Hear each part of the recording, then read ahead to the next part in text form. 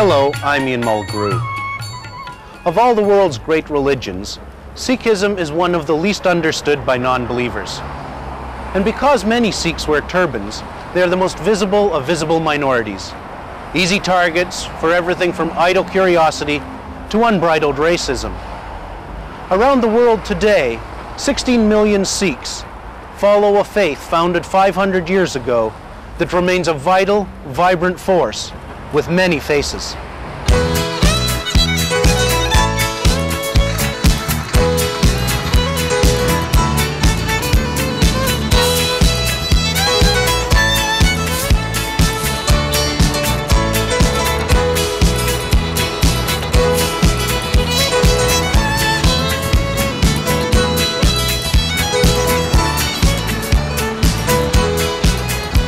Just north of Washington, D.C., this is the White House of truck stops.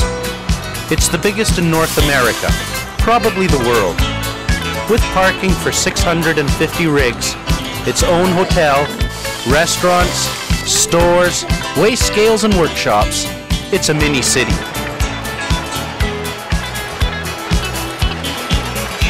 It's owned by a Sikh, Baldev Singh. America's been good to him, and he's been good for America. His operation employs over 200 people, and it's expanding every year. In India, I was an attorney. Then I got into politics. I was a member of the legislature there. Then I became the Deputy Speaker of Punjab legislature in 1967. I did not like the politically corrupt system of India, and I decided not to run for the election. In 1970, rather decided to come to the United States to have an adventure and see that if I can be successful in this country. And successful he certainly has been. At his home on Long Island, he enjoys the fruits of his labor. Hard work and a commitment to the faith are two things he finds difficult to separate. In general, the Sikhs are very hard-working people because the basic tenets of the Sikh religion are worship the name of God, work hard, if you have enough then share it with your neighbor. And because one of the three basic principles is the hard work, which the founder of religion made it necessary for every Sikh, every believer in Sikh religion. And because of that, it becomes mandatory for a Sikh to work hard and put all the efforts in his hard work, take care of his family, give them good education, and make your children successful in life. So this is a commitment. This is not individual commitment, this is a religious commitment to the family that they have to be successful by working hard. Was told to me originally was that love is learned. Rogi Singh has learned to appreciate the wisdom of his father's ways. You learn. I am very proud of my father. He does a meticulous job in business as well as in his social life, and I would love to be like him, more like him. But I didn't come to this realization right away. We had our fights. We went through a lot, and you know, I think as I get older now, with getting married and having kids, I realize some of the things he's gone through too. The story of every Sikh family begins here in the holy city of Amritsar in Punjab, the spiritual home of all Sikhs. In the 15th century, this man, Guru Nanak, founded the faith.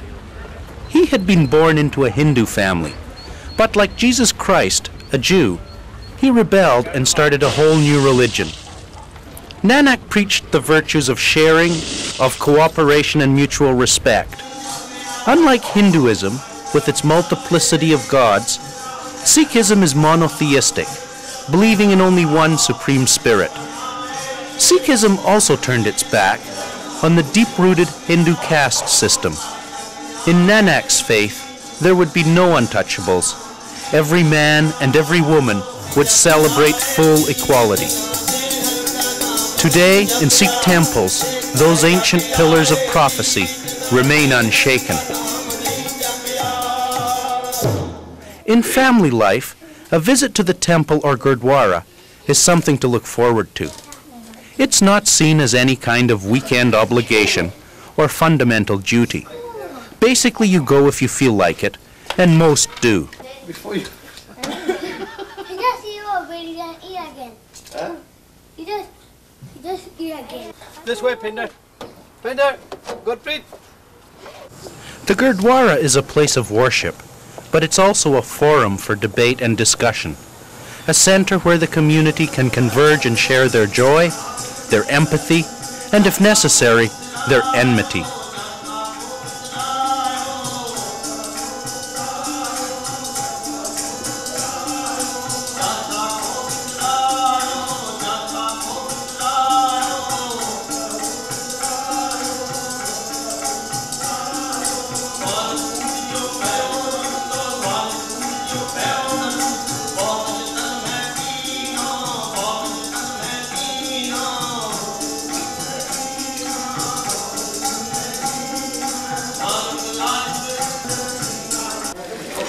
Every Gurdwara has a communal kitchen where less religious appetites are satisfied and where politics and old-fashioned Sunday gossip are the order of the day.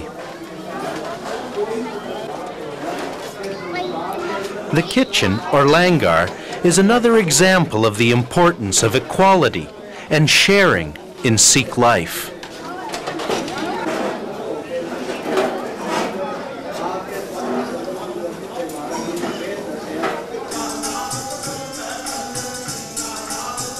Baptized Sikhs assume the name Singh for men and Kaur for woman, meaning lion and lioness. The men wear turbans and what is known as the 5K. The kais, or unshorn hair.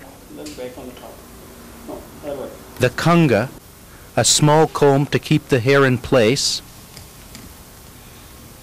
The kashara, military-style breeches. The kirpan, a small ceremonial dagger, and the kura, a metal bracelet which can be worn on either arm. For almost a century, the fate of all Sikhs lay in the hands of the British, and into those same hands fell the enormous riches of her Indian empire. Countless sacred paintings, books and manuscripts, Sikh and otherwise, were culturally inappropriated as Britannia waived the rules.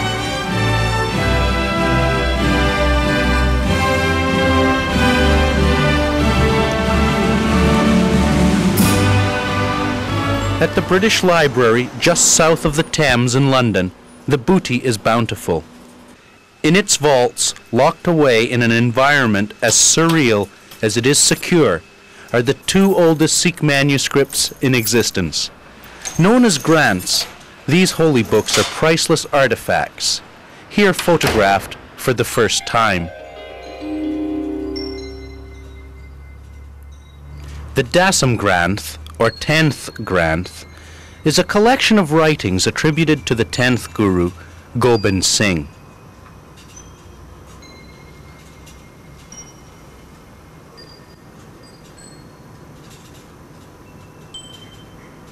It dates from the 18th century.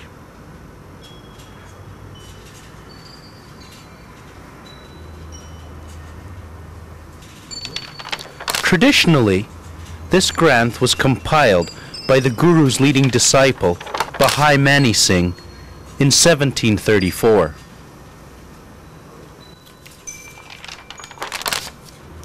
This Janam Sakhi is a prose biography of the first Guru, Nanak.